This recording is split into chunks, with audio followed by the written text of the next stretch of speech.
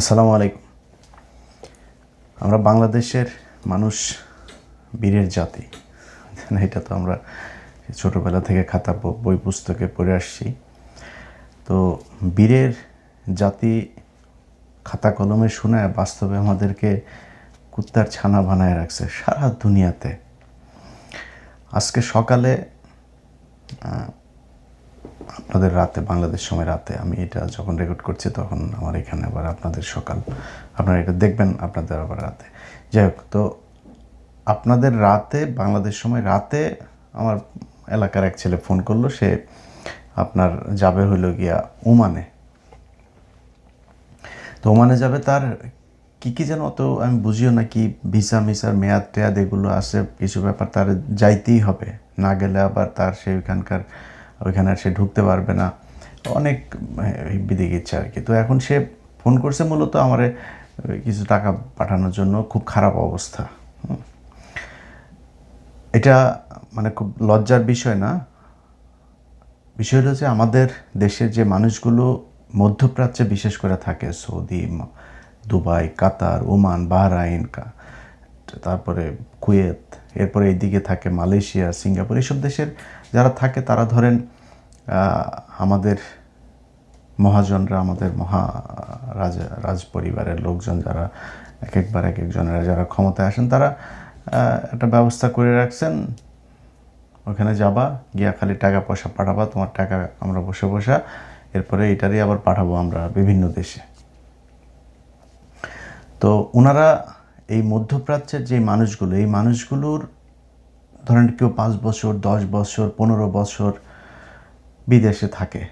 আমি নিজের চোখেই দেখেছি অনেক মানুষ এরকম। সেই ছোটোবেলায় দেখতাম যে যেত, তারপরে অনেক দিন, 5 বছর, 6 বছর পরে, 10 বছর পরেও দেশে এসেছে। মানে চেহারাই চেঞ্জ হয়ে গিয়েছে পুরো। ধরেন একদম ইয়াং বয়সে গিয়েছে, তারপরে মানে আমাদের মতো এরকম আধা পাকা দাড়ি, এর চেয়ে আরও বয়স্ক হয়ে তারপরে দেশে ফিরেছে, এরকম দেখেছি। এখন এই মানুষগুলো কিন্তু এই এত কষ্ট করে তারপরে দেশে আসে না, দেশ থেকে আবার যখন যাওয়ার যখন সময় হয়, তখন তার পকেটে কোনো টাকাই থাকে না।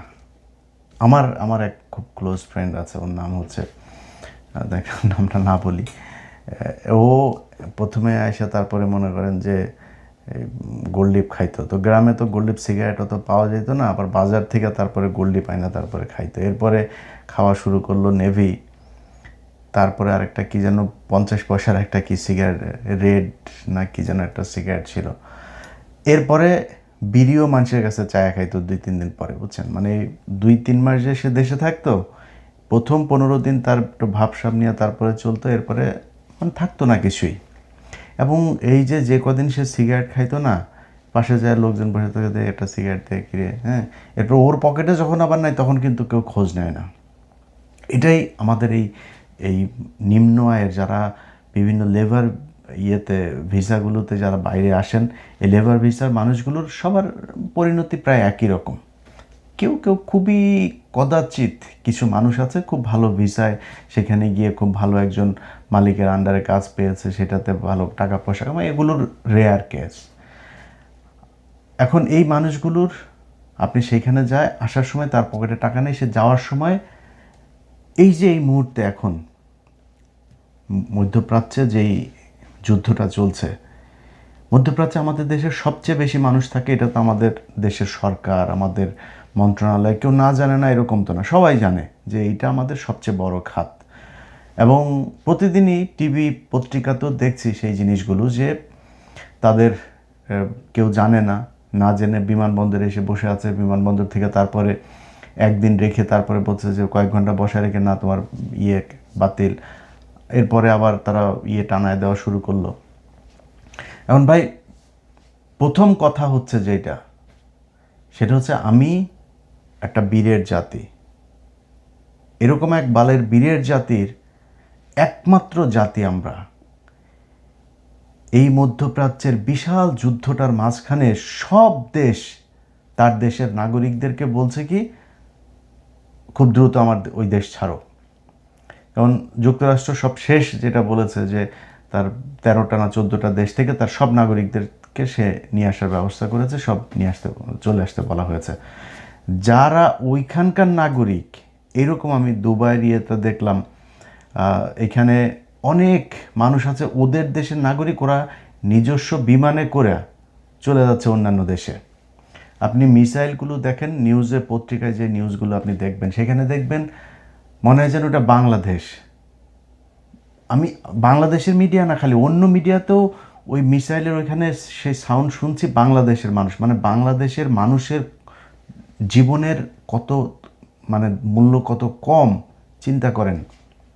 সেখানে যেখানে মিসাইল পড়ছে ওইখানে বাঙালি দৌড়াচ্ছে, কথা বলছে, ফান করছে। আমাদের দেশের মানুষ ওইখানে পড়ে আছে এবং এখনও যাচ্ছে।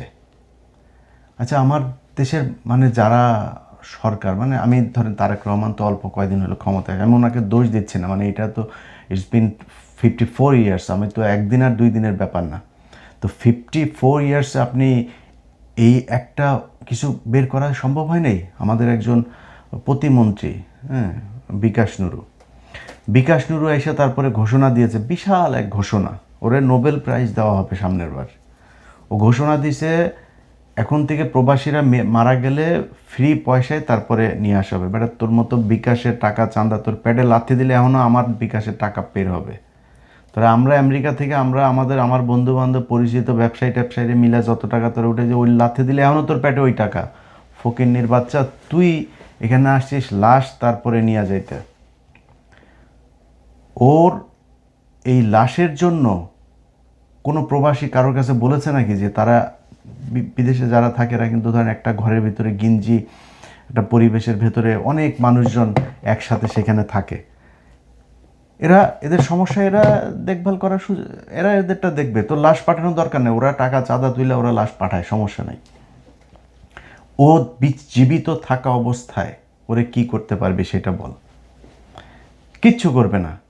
নুরু আসার সাথে সাথে যেটা করেছে, ওর ভাই এখন সেকেন্ড মন্ত্রী, ওর ভাই আছে একটা, সেটারে দিয়া কাতারে ব্যবসা করিয়েছে, এই বিকাশের টাকা তুইলা মানুষের কাছ থেকে টাকা নিয়েছে ধুমায়। তার আরে গত 1.5 বছরে তো কামাইছে, সে ধুমায় কামাইছে। দুবাইতে তার গাড়ির ব্যবসা আছে, কাতারে ব্যবসা আছে। এখন তার ভাই দেশে, এখন সে পায়তারা করছে হইলো ম্যান পাওয়ারের ব্যবসার একটা লাইসেন্স নেওয়ার জন্য। ওর এই মন্ত্রণালয়ের যে কদিন আছে সেই কদিন ওর মূল টার্গেটই থাকবে ও নিজের কত টাকা পয়সা কেমন দ্রুত কামাইতে হবে। কারণ ওরা তো যে কোনো সময় সেটা লাথি দিয়ে বার করে দিলে তো ওর আসতে পারবে না। ওর জীবনে যে এই জায়গায় আসছে, মন্ত্রী বানাইছে, এটা তো ধরেন একটা বিশেষ মুহূর্তে বিএনপির কিছু করার ছিল না, বিএনপির এদেরকে নিতে হবে।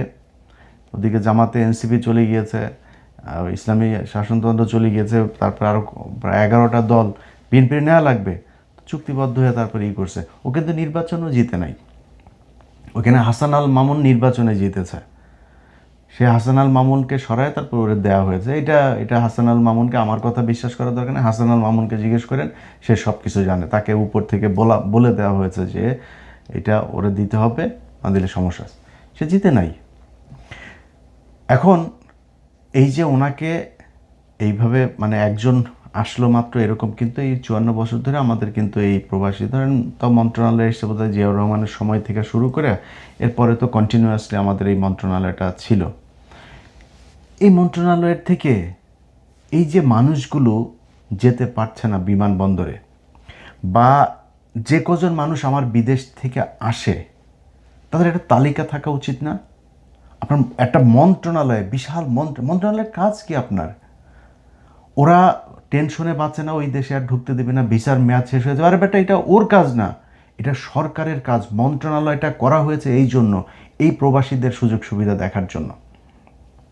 এরা ওইখান থেকে যাবে কি না যাবে, কবে যাবে, মন্ত্রণালয় ওই দেশের মন্ত্রণালয়ের সাথে কথা বলবে যে আমার দেশে তোমার শ্রমিক এই কজন আছে, তোমার দেশে এখন যাইতে পারবে না। যেমন বিভিন্ন দেশ 1 মাস করে ভিসার মেয়াদ বাড়িয়ে দিয়েছে। তো এখন এটা কেন করা হয়নি? তারা দেশে যখন ঢুকার সাথে সাথে আমার তালিকা থাকতে হবে কোন দেশ থেকে কতজন আসলো, তার কবে ভিসা যাবে, কবে তারে কন্টিনিউয়াসলি তার একটা নাম্বার রাখতে হবে। ওই নাম্বারে তারে কন্টিনিউয়াসলি মেসেজ পাঠাইতে হবে, যে তোমার রিমাইন্ডার দিতে হবে যে তোমার এই তারিখে ভিসার মেয়াদ শেষ, তুমি বিমানের টিকিট কাটো, কবে যাবা। ভাই ওর সব ফ্যাসিলিটিস যা দরকার এই একমাত্র এই মধ্যপ্রাচ্যের এই মানুষগুলো এই দেশটা টিকিয়ে, একদম এর বাইরে বাংলাদেশের কিচ্ছু নাই, একদম কিচ্ছু নাই। এই বাংলাদেশটা কলাপস করবে যদি নাকি মধ্যপ্রাচ্যের মানুষরা যদি সব মানে আমরা তো আর বলতে পারবো না যাবো না, না যায় তো উপায় নেই, তাই মানুষ যায়। মধ্যপ্রাচ্যের সরকারগুলো যদি বলে আমরা বাংলাদেশের মানুষ আনবো না, না খায় মারা যাবে, এই দেশটা জাস্ট পরের দিন শ্রীলঙ্কা হয়ে যাবে। এখন আমাদের বলা হয় যে আমরা হইলাম গিয়া বিশাল আকারের এক জাতি, যুদ্ধ করে তারপর আমরা বিশাল বাল ফালায় ফেলছি, 71 সালের পর থেকে আমরা বীরের জাতি হয়ে গেছি। বেটা 71 সালের আগে এই দেশে আদমজি ছিল, নিউজ প্রিন্ট ছিল, কাপ্তাই ছিল, এই সংসদ ভবন, এই জাহাঙ্গীরনগর বিশ্ববিদ্যালয়, রাজশাহী বিশ্ববিদ্যালয়, ওসমানী বিশ্ববিদ্যালয়, চিটাং বিশ্ববিদ্যালয়, মেডিকেল, এসব এদের করা, এই কমলাপুরটা এদের করা। এই ভাই এগুলি বাদ দেন, মানে অবকাঠামোর কথা বাদ দেন, যতগুলো মিল কল কারখানা ছিল পাকিস্তান আমলে সবগুলো বন্ধ হয়ে গিয়েছে। আমরা বীরের জাতি হয়ে তারপরে স্বাধীন হয়ে কি বাল ফালাইলাম, দুইটা বাল ফালাইছি আমরা। এক, আমাদের মহিলাদেরকে ন্যাংটা বানায় এখন এই যে গার্মেন্টসে কাজ করতে দিয়েছি, আর আমাদের পুরুষদেরকে পাঠাই দিয়েছে হইলো মধ্যপ্রাচ্যে, যাও কাম করে খাও, টাকা পাঠাও, আমার পেটে টাকা ঢুকুক। এর বাইরে কারো কোথাও কোনো জায়গায় আমাদের জন্য কিচ্ছু নেই। এই যে যারা রাজনীতি করেন না, দেখছেন মির্জা আব্বাস হাত মিলাইছে, হাত মিলায় দেখেন না, হাত মিলায়, আর যেই হাত মিলায় আবার হাতটা আবার দেখে, বুঝছেন ময়লা হয়ে গেল না, ওরা তো জীবনে যায় না ওইখানে। ওরা এই ভোটটার জন্য খালি সেই এদের আমাদের সাথে একটু এসে হাতটা মিলায় 5 বছর পর পর, এছাড়া তো আমাদের সাথে মিলতে চায় না। যান আপনি এখন যান মিলতে, দেখেন আপনি মিলতে পারেন কিনা, পারবেন না। এইভাবে আমাদেরকে ওরা প্রজা আর ওরা হচ্ছে রাজা, এই নিয়মে গেল 54 বছর এই দেশ চলেছে। এখন আপনারা যদি বলা হয় যে ভাই করণীয় কি, করণীয় আপনার হাতে, আপনাকে করতে হবে। আপনাকে এমন মানে শাসন ব্যবস্থার সাথে যারা আছে, যারা আপনাকে ওই চাকরের মতো ব্যবহার করবে, আর আপনি ব্যবহৃত হবেন হয়ে তারপরে তারে রাজা বানাবেন, রাজা বানাই দিয়ে তারপরে আপনি ফকিনের মতো পিছিয়ে পিছিয়ে চামচামি করবেন, এটা যদি আপনি মাইন্ড সেট আপ করে রাখেন, আপনি সারা জীবন এটাই করতে হবে। এখানে আমার তো ধরেন আমার তো প্রচুর মানে বিএনপির লোকজনের সাথে আমার বিশাল খাতির। আমি এখানের এই নিউ ইয়র্কে আমার যত মানুষ আছে বেশিরভাগই বিএনপির লোকজন, জামাতের লোকজন। তো জামাত তো এখানে নামে ওইভাবে সংগঠন নাই, তো বিএনপির সংগঠনটাই আছে, যে কারণে অনেক কিছু ওনার সাথে খুব কথা হয়। এদিন আমরা এক বাসায় গিয়েছিলাম, তো আমার সাথে ব্যাপক তর্ক, বুঝছেন, সে আমার সব বুঝাইতেছে। আমাদের বাঙালির সমস্যা হলো যে কারণ আমি যতটুকু জানি, ধরেন আমি যখন একজন আমার চাইতে বেশি জানা মানুষের সাথে কথা বলি না, তখন আমি একদম মানে মানে বলদের মতো বসে থাকি, আমি শুনি, ওনার কাছ থেকে শিখি। কিন্তু আমাদের দেশের মানুষের স্বভাব হইল জানুক আর না জানুক, ওরে ও সব জানে, এটা বুঝাইতে হবে। ও যে জানে না এইটাও জানে না। তো আমার সাথে বিশাল তর্ক, মানে বিএনপি এসেছে, বিএনপি কি, মানে নানান ধরনের কথাবার্তার মানে বিশাল একজন ইতিহাসবিদ। তো তারা আমি মানে অনেকক্ষণ চুপ করে থেকে দু একটা কথা জবাব দিচ্ছিলাম, দিয়ে তারপর অনেকক্ষণ পরে চুপ থেকে আমি তারে বললাম যে ভাই আপনি বিএনপির কি? ও আমি বিএনপির কিছু না, আমি বিএনপির কিছু না, এখানকার একটা আছে, সংগঠনের সাথে আছে, যুবদলের সাথে। তো যুবদলের সাথে আছে, এখন কোনো পদ নেই, আগে তার একটা পদ ছিল। তো আমি তারে বললাম যে আপনি কি যেন সাধারণ সম্পাদক না কি এক পদ ছিল আর কি যুবদলের, যুক্তরাষ্ট্র যুবদলের। তো যাই হোক, সে ব্যক্তিকে আমি জিজ্ঞেস করলাম যে ভাই আপনি যে এই যে এতক্ষণ যে আপনি আমার সাথে এগুলো নিয়ে কথাবার্তা বললেন, তর্কগুলো অনেক কিছুই আপনার কাছ থেকে শিখলাম, আমি একটা জিনিস একটু শিখতে চাই। সেটা হলো জিয়াউর রহমান বিএম এর কত লং কোর্সের কততম লং কোর্সের অফিসার ছিল। তো বিএম এটা কি?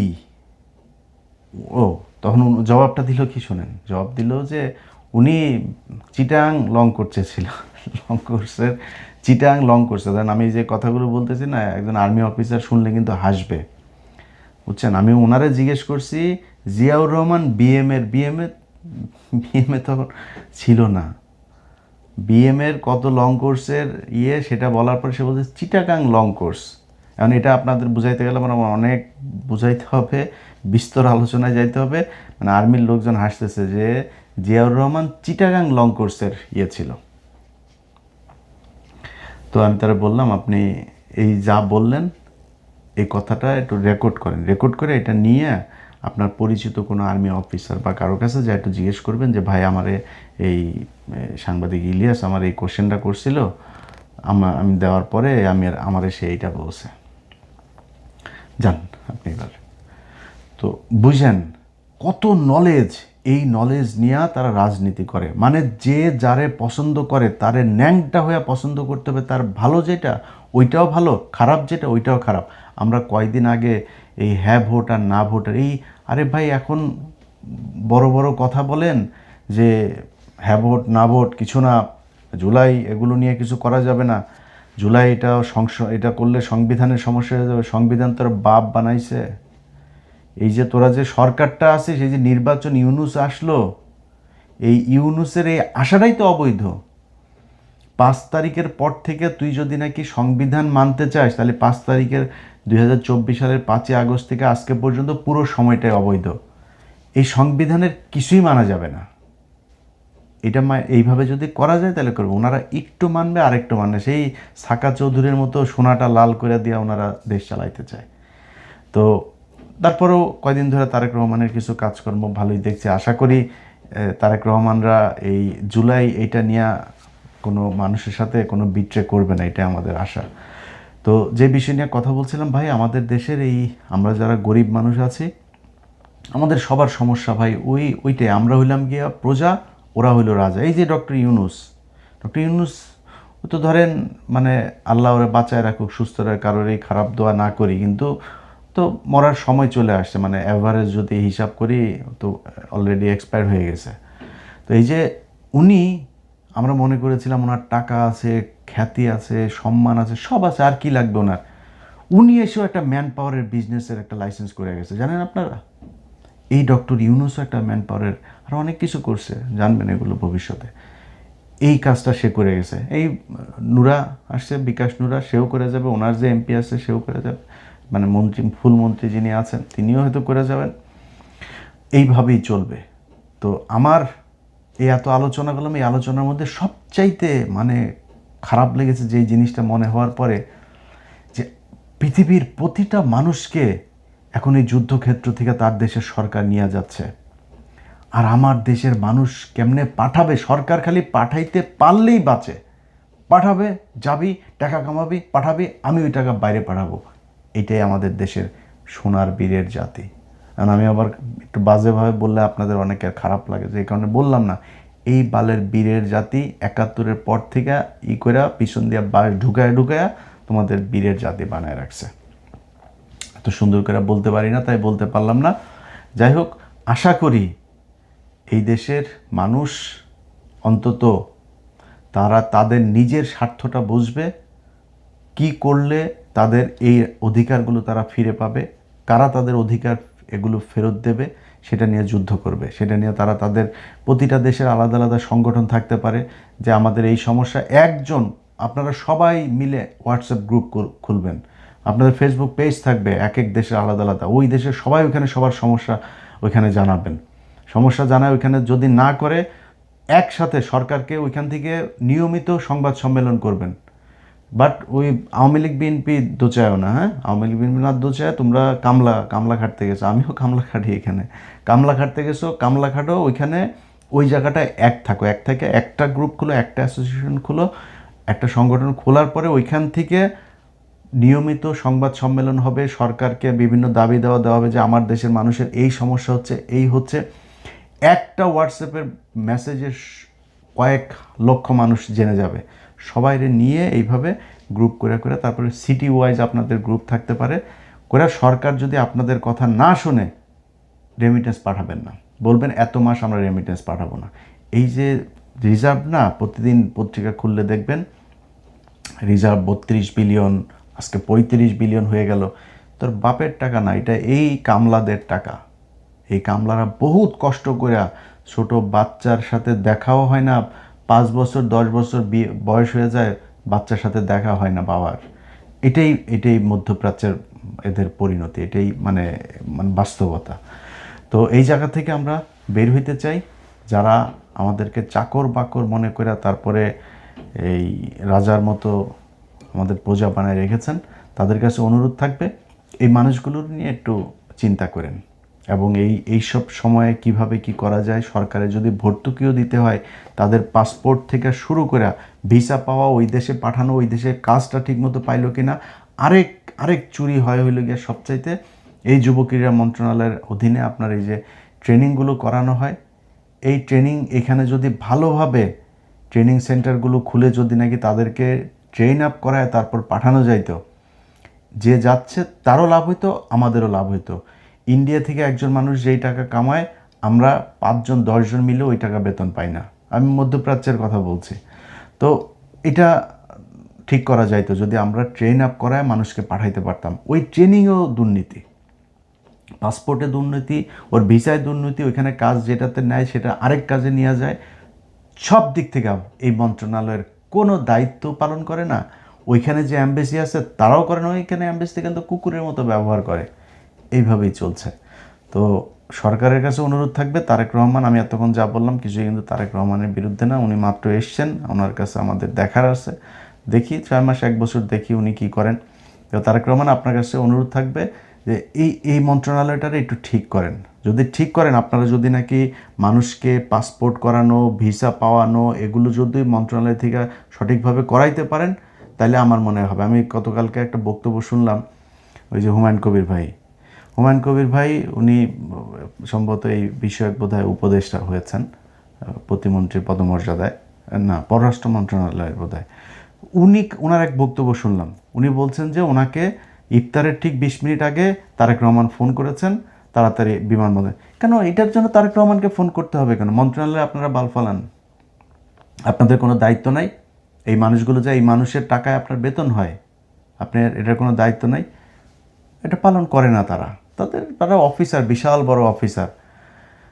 তো আপনাদের এই সংগঠনগুলো যদি ঠিক রাখেন, আমার মনে হয় এদেরকে এই চাপে রাখা যাবে। আর দেশের ভেতরেও, দেশও যখন যেটা রাজনীতি করবেন না, এই যে কুত্তার মতো যারা আপনাদেরকে কুকুর বিড়াল বানায় রাখে, প্রজা বানায় রাজাগিরি করে না, এদের পিছনে পিছনে এই যে পাশাটা উদাম করে দেওয়া, তারপর নির্বাচনের সময় মারামারি এগুলি করেন, ভাইয়ের হাত শক্ত করেন, এগুলো করেন না, এগুলো করা বন্ধ করতে হবে। আপনারা এগুলো যদি করেন, তাহলে এই আপনাদেরকে এরকম চাকর বাকর কুত্তার মতো আপনাদের সাথে ব্যবহার করবে। আপনি একদম খুব ছোট কাজ করবেন, একদম মানে ডে লেবার হিসাবে কাজ করবেন, কিন্তু আপনার পকেটের টাকা দিয়া আপনি রাজনীতি করবেন। আরেকজনের টাকার দিকে তাকাবেন না, আরেক নেতার পিছনে ঘুরে আরেকজনের কাছ থেকে মায়েরা কেটে খা। এভাবে আপনি জীবনে বড় হইতে পারবেন। আপনার নেতা বড় হবে, আপনি জীবনে হইতে পারবেন না।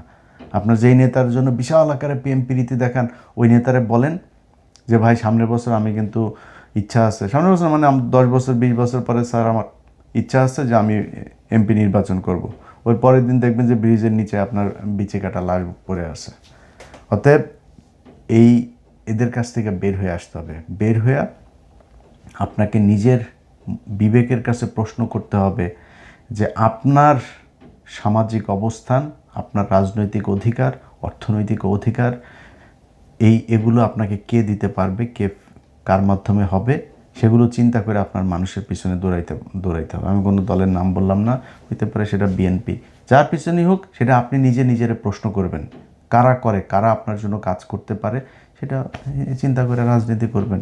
সব ক্ষেত্রে, একটা ক্ষেত্রে না, প্রতিটা জায়গায়। আপনি সেনাবাহিনীর ওইখানে যদি যান, সেনাবাহিনীর সৈনিকরা সারাদিন কষ্ট করে, সারা বছর তারা পিঠের উপর, তারা আমাদের সেনাবাহিনীর অফিসার দেন সুধীর ভাইদের সব পেট মোটা হয়ে গেছে, সব শালাদের পেট মোটা, এদের মতো আপনার পুলিশের মতো অবস্থা হয়ে গেছে।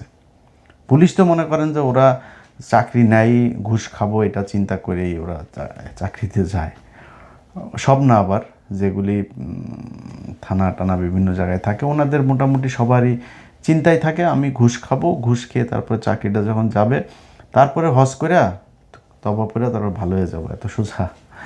সেনাবাহিনীর সৈনিকরা কষ্ট করে, অফিসাররা, ওনারা দেখেন আজকে এই যে ইরানের সাথে যেই যুদ্ধ হচ্ছে, দেখেন ইরান কোথায় আর ইসরায়েল এদিকে আপনার এটা কি যুক্তরাষ্ট্র, এরা দেখেন কত শক্তিশালী, তারপরেও তারা কত বছর আগে থেকে তারা এই মিসাইল টিসাইল এগুলো বানায় রেখে তাতে তারা যুদ্ধ করে যাচ্ছে। মানে ভাই আমার দেশের আছে কি? আপনার যে শত্রু, প্রধান শত্রু ইন্ডিয়া, এই সেনাবাহিনীর ওইটা নিয়ে কোনো টেনশন আছে? ওনারা সিমেন্টের ব্যবসা করে, বাল্বের ব্যবসা করে, তারপরে সড়কের যা মিস্ত্রিগিরি করে, ওই যে ব্রিজ কালভার্ট এগুলো বানায়, ওনারা আটার ব্যবসা করে, এগুলো ব্যবসা করে। এটা কাজ রে তোর, তোর এটা কাজ। তুই দেশ কেমনে, আমার সামনে কি কি সমস্যা আছে, কি কি বিপদ আসতে পারে, ওই জন্য আমার কি মানুষকে ট্রেন আপ করতে হবে, আমার বাংকার বানাইতে হবে, কি করতে হবে, এগুলো নিয়ে চিন্তা করবি।